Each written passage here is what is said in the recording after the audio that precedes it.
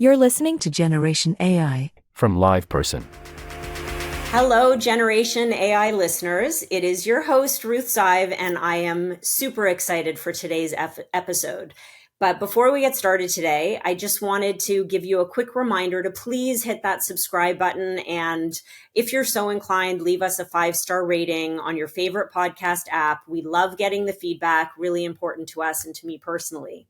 So today our guest is the amazing Joe Wang. He's the Director of Customer and Community Experience at Ancestry. I know this is a brand that so many of you love. Joe, though, has a long track record working with household name brands, including Yahoo, Alibaba, and Upwork. And that's where I had the good fortune of meeting him. So today I am very thrilled to bring him onto this podcast. And we are going to cover together all things AI and CX. So let's get into it. Welcome to Generation AI, Joe. Thank you so much, Ruth. And I'm really glad to be here. Awesome. So let's get started, Joe. Maybe talk to our listeners a little bit about how AI first began to impact your work.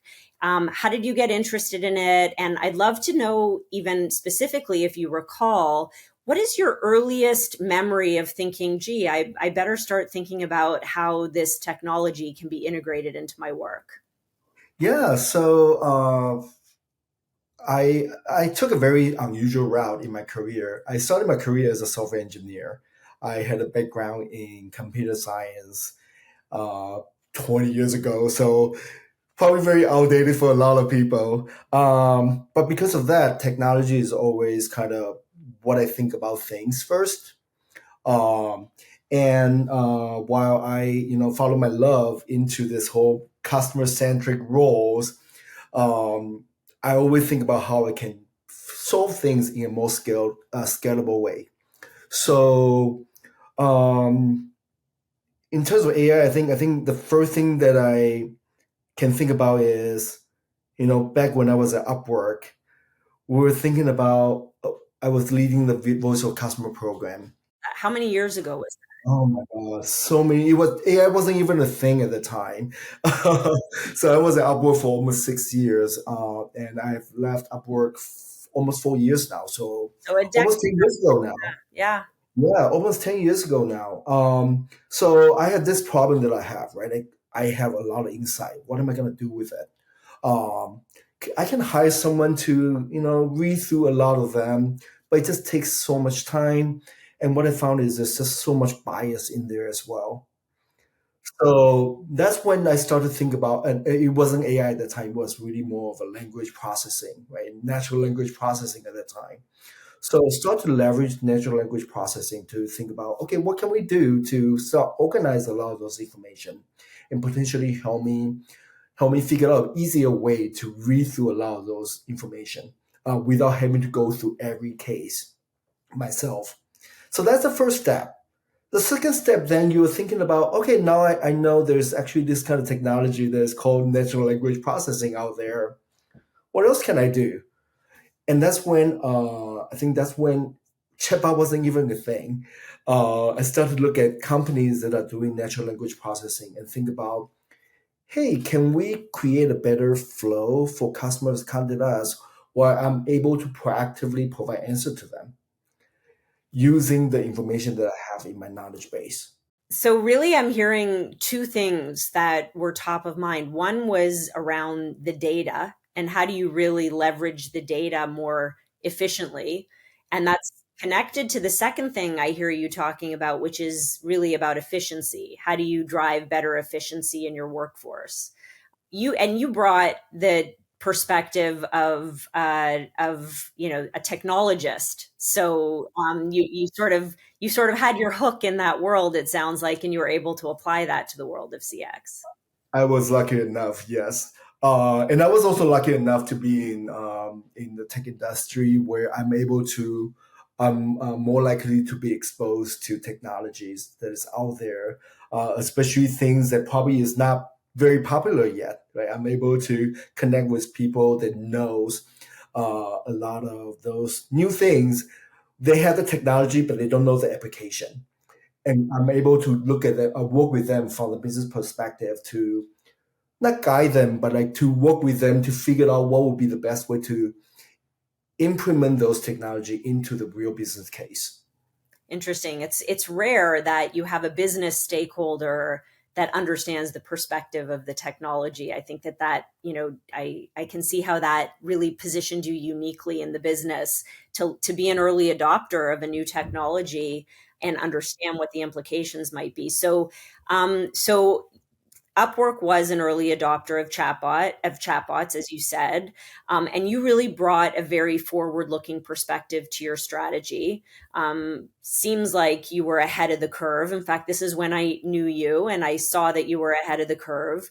But we know none of these things don't always go according to plan. I'd love to hear a little bit about some of the lessons that you've learned since that time when it comes to automation and chatbots, and we'll get into the wave of generative AI and how that's changed the landscape. But I'd love to hear just conceptually what some of those big lessons have been. Yeah, I think the biggest lesson that I learned is always start small, uh, especially when it's a new technology that you don't know if it's gonna work or not. At the time, I also had to convince people internally as well that this is something that I want to invest in, right? So what I did is I really start small, um, figured out a couple things that I believe chatbot would work really well, and start to prove this concept to not just on the technical side, not just for the customers, but also for the internal people as well. That hey, this is actually a technology that's going to change the world. That's going to change how we operate as a team, as a company. Did you get a lot of pushback on that front? Initially, yes, yes, definitely a lot of pushback, especially when you're trying something new. Customers are wondering what it is. They don't know how to interact with a bot. They are wondering why I have to go through so many hoops to get the answer I want, right? Um, so that's from the customer perspective. Internally, finance are also asking why are we investing this much money? What kind of return are we expecting when we're implementing this kind of money? My customer service agents are also wondering, are you trying to take away my jobs? What am I going to do if you implement this and I don't have a job anymore? So there was a lot of pushbacks because of a lot of those uncertainties. And that's why starting small, make proof that this actually will make everyone's world better, um, and then slowly scale it up. That was the approach that I take. And there's still the approach that I'm taking whenever I'm adopting a new technology. Got it. So when you rolled this out at a smaller scale to kind of prove the concept, what were those KPIs that gave folks internally assurance that this was going to deliver against what you were promising? Yeah, so depending on different kind of technology, the KPIs are going to be different, right? For example, I talked about using natural language processing or even now AI to help us summarize cases or categorize cases. Um, I the KPI that I look at will be different based on the application that I use. If I use it for QA, I would look at it with more QA related KPIs. But if I look at for the voice or customer perspective, I tend not to put even a KPI to it, and think more about how I can leverage those information to influence the company, how I can leverage this information to influence my organization in operations, and then put my KPI there instead of the AI itself. Well, for chatbot, I think I know deflection is one. Do I like to use it? No, but it does show the good return on investment on how much money we're putting and how much return we're getting. Another area that I always look at is to look at for chatbot especially, like what kind of information that is providing, what kind of cases that it is handling, uh, that is changing our customers' behavior, that is changing the kind of cases that our agents are handling. And are we able to actually then handle those cases that we are still handling better or faster, right? And provide a better experience to our customers. So that's another KPI that I look at as well. I love that you say that. We talk at Live Person a lot. We have this conversational flywheel. I don't know if you've seen it. I'll share it with you if you haven't. But the flywheel is really the first stage of the flywheel is all about understanding. And, it sounds like what you're saying is that there's an opportunity here using AI to better understand the needs and interests of your customers. And those do get distilled into cases. But once you have that understanding, then you're much better equipped to service your customer in a way that's going to deliver against their expectations. So I love that you've called that out. And with AI, you can actually learn all those things in almost real time. Exactly. Exactly right. Exactly right. So obviously, we're teasing now, the evolution of AI. We're now in a world of generative AI. I'm sure some of these lessons that you've learned, having been doing this for a decade, you've carried over into your new role at Ancestry. You mentioned QAing every case in real time as an example of an opportunity to leverage this technology. Maybe talk a little bit about some of these practical applications in your current role and the results that you're seeing. So I joined Ancestry about 5 months ago. So there are still things that are still at the early stage. Uh, but I can give you a good ideas of what I'm thinking and the direction that I'm marching toward. I think first of all, how can we leverage AI to better understand, like you said, better understand what our customers want, but also better understand what kind of interactions that we have with our customers. And I think with QA, on the QA front, with AI, we have to rethink how we do QA as well. In the past, QA is all about here's my standard, you have to meet my standard, and if you don't meet my standard, you're gonna get deemed for your performance. Okay? What we are telling our agent is here's my bar. You just have to meet the bar. You don't have to be better. With I think that's still important. We still want people to always get a certain levels of experience when they're interacting with us. But how can we also start to define those areas where there are best practices, and then start to leverage the best practices to other people that actually doesn't want to just meet the bar but be better. Eat it. Yeah. That's interesting. Let's just go a little bit deeper here. So we hear a lot of talk. You mentioned it at the top of this discussion that, AI is going to steal people's jobs. And, I have a point of view that it's going to change jobs, certainly, but I also think that there's an opportunity that it's going to enrich jobs and make them better and more interesting. And you're touching on that a little bit. Talk about humans in the loop. Where do humans fit from your perspective with these new opportunities with generative AI? Are they no longer relevant in customer service, customer experience? Is their role different? Like, what in the near term, how do you see that evolving? Well, I think there's always one element that a machine cannot take away from those human interaction. That is human, right? Um, I can talk to, for example, ChatGPT. I mean, the latest rollout was amazing. It's really like Her, the movie. Um, but you still know that you're talking to a robot. You still know that you're actually talking to an algorithm. There's very little emotion attached to it. And I think with AI continue to implement, it will start to continue to take away a lot of those technical aspect of what we are doing when we're interacting with our customers, right? Agents potentially might get the answers right away. All those solutions, all the steps that they have to take in their machine to solve those issues probably can all be taken away by machine in the future as well. But what machine is not able to take away is the human touch that you have with your customer, is that ability to de-escalate with the emotion that the customers want, is the ability to build a relationship with the customer that create that loyalty among those customers to your company, right? That is something that would never be replaced by a machine.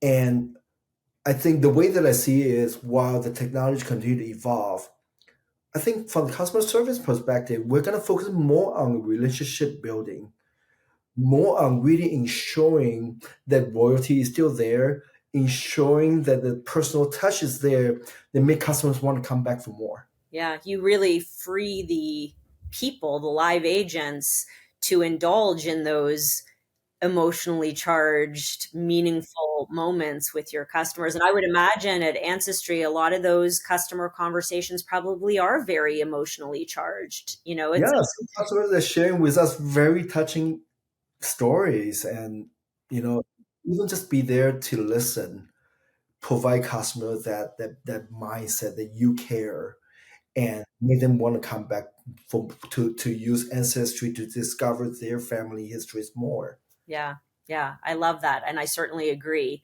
Um, I'm sure you're familiar with a lot of the anxiety around AI. There's a lot of controversy, and there are real important considerations, especially in the work that you're doing at Ancestry around legal considerations, privacy considerations. So how do you manage up to those standards, but also manage down to those workforce related standards so that you can make progress on this front? How do you reconcile those two things? Very interesting you mentioned this. Since I joined Ancestry, my legal counterpart has been my BFF. So, so I think we take privacy very seriously, especially at Ancestry. A lot of customers trust us and provide their very personal information with us. So that is always our first priority, is to protect our customers' privacy, protect our customers' data, and protect our customers, just anything that they don't want to share. So that's kind of our guiding principle when we are choosing a vendor or when we are crafting a process. A lot of our implementation also involving ensuring that our information doesn't get recorded, the personal information doesn't get recorded, so we are not able to, so we don't have to even worry about leaking it because we're not storing it.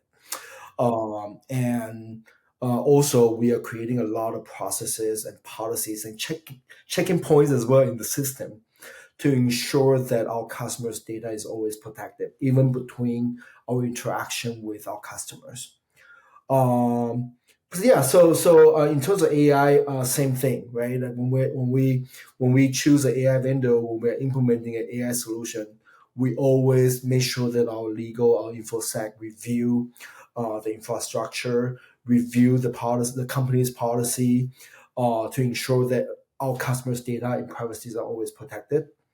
And when we're interacting with them, we always try to see how can we acquire as little information as possible that still allowed us to do the job that we want to do. Yeah, super important. I think that increasingly these standards are kind of becoming table stakes for brands, but especially in regulated industries or healthcare related or financial services related. And with new AI vendors popping up every single day, I think there is going to be a real push to distinguish those that can meet those enterprise and regulatory expectations, and those that maybe are not suited for those segments of the market.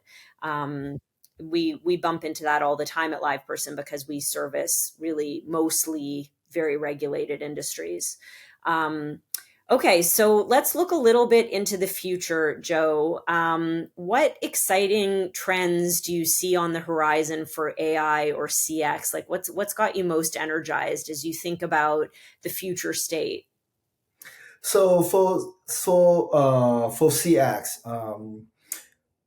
I think one thing that we have not done well with AI, or one area that we can address with AI, is figuring out how we can better integrate AI with customers' behavior information. Okay, a lot of the time, what we are still thinking about is when customers come to us, we might have an AI to interact with this person, and the AI might know some basic information, but the AI doesn't know where this customer's what is the last visited page of my product, or if this customer has idle in this page for 5 minutes, which might give us an indication that this person might have some struggle there, right?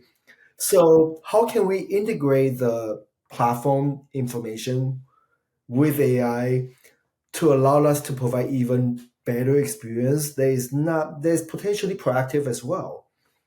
I feel that's one area that we can really figure it out, and potentially like even chatbot. Like right now, if you wanna get service, you have to leave whatever you are. Like Ancestry, for example, you have to leave ancestry.com. You have to go to our support center to interact with chatbot. What if we have something that is really proactive, that is totally integrated with our ancestry? So whatever they experience any hiccup or challenges, they're gonna support right away, and they can move on right away. Yeah, it's the holy grail, a truly asynchronous integrated experience that stitches together all of those interactions and conversations at every single touch point. That is the holy grail that I think that's we're almost there, Joe. I do think we're almost there. I'm really excited. Yeah, I think it's, the folks that are really leading edge and, open-minded to the possibility of what you just described. I think they're going to be there soon. I think there are a lot of laggards and a lot of resistance and still a lot of unknowns. And, one thing I think about as well is that I do think that the LLMs and these models, as they serve up different use cases and become much more tailored and customized to these specific use cases, some of which you described, I think there's going to be a need to manage all of those in a coordinated way to really orchestrate them so that you can get that 360-degree view. So I'm right with you. I do think that's an exciting a future state.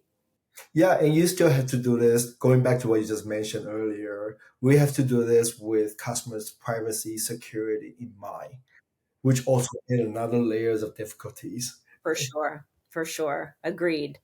Okay, Joe, we are at the end of our episode, and it is time for our Hype It or Hate It segment. So, as our listener, don't be nervous. As our listeners know, our producer is going to put 60 seconds on the clock, and each of us is going to rant. And the rules are that we can be positive or negative about something in the world related loosely to AI or business. And we have to explain why we are heated about it or loving it this week. So, are you ready? I am ready. I think I'm going first. Yes. Okay. So, Ruth, you will hear a buzzer when your time is up. I will let you know when you have 30 seconds left and then 10 seconds left. And then you will hear a buzzer. And then, Joe, you will have a second or a couple seconds to respond to what Ruth has either hyped or hated on this week. Okay. 60 seconds on the clock. And Ruth, your time starts now. Okay, today I am going to talk about blogging. In fact, I posted about this on my LinkedIn this morning, so you can go follow me and check it out. And I am actually going to hate it. I am old enough that I remember many, many moons ago when blogging became a thing, and it was fresh and new and exciting, and it really served as a magnet to draw interest in your brand. And this was at a time when content was king, social was immature and very underleveraged, and blogs were the way that brands interacted with customers and prospects. But 30 fast seconds forward, left. and I think blogs suck for the most part. SEO has compromised the content.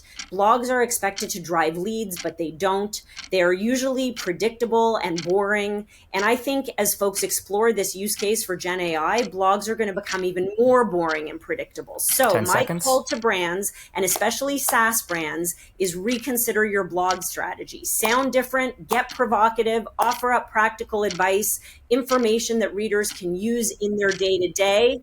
And I think that's the path forward. I agree 100%. When did you last read a blog post? I still read blogs quite a lot. However, every time I read a blog, I was like, this sounds really familiar. Or I wonder if this is written by ChatGPT. There you go. There you go. I'm glad you agree. Awesome. All right, Joe, it is your turn now. So same deal. I'll put 60 seconds on the clock. I'll let you know when you have 30 seconds, 10 seconds, a buzzer will sound, and then Ruth will have a chance to respond as well. All right, your time starts now. I'm gonna talk about the driverless car that is everywhere in San Francisco right now. Drive faster, first of all. You're blocking the traffic, and then also, people just need to stop messing with it. It is causing so much troubles, not just because of the car, but also because of people. People are like purposely stopping those cars. People are purposely, trying to just make fun of it so that they can create a great video for TikTok or YouTube. 30 seconds left. And that is just causing so much traffic issues here. I do have to say that if everyone is driving a driverless car, it probably will be a great world. However, they're always human beings. And with human being evolved, those driverless car right now is, I feel, 10 causing seconds more left. issues than making this world a better place. Ruth, do you have any thoughts on driverless cars? Yeah. So here's my thought on driverless cars, and full transparency, I've never been in one. But this is not surprising to me that they're a pain in the neck and that they're causing problems. But I do think they are the way of the future. And so I think that there's going to be this messy time over the course of the next several years where we sort it all out and work out the kinks. And hopefully it's all done in a very safe way. And the aggravation is nothing more than, some traffic and some folks, stopping to create TikTok posts. But I hear you. I don't live in San Francisco, so it's not come to my city yet. And I probably would be as frustrated as you if I did live there. Yeah, they test drive in my neighborhood even before they were allowed to pick up people. So I've been seeing them for years. But I agree with you. I think similar to every technology, there's always going to be this time that we're trying to figure things out that's going to be messy. And we just have to live with it and figure out what is the right thing for us to do moving forward. Agreed. Joe, this has been an absolute delight. It is so wonderful to see you again. Thank you so much for sharing your insights and perspective about AI with our listeners. Maybe share where folks can reach you if they want to learn more about you and your role or Ancestry. Yeah, for people who are interested in connect with me, you can always find me on LinkedIn. Just look up Joe Wang and Ancestry. You'll probably find my name pop up right away. Perfect. Thank you to all of our listeners for tuning into this episode. Don't forget to subscribe wherever you listen to your podcasts. Until next time, I'm Ruth Zive. Thank you so much. You've been listening to Generation AI, Automating Better Business, a show from LivePerson. Never miss an episode by subscribing to the show in your favorite podcast player. Please give us a rating, leave a comment, and share the episodes you love. Until next time.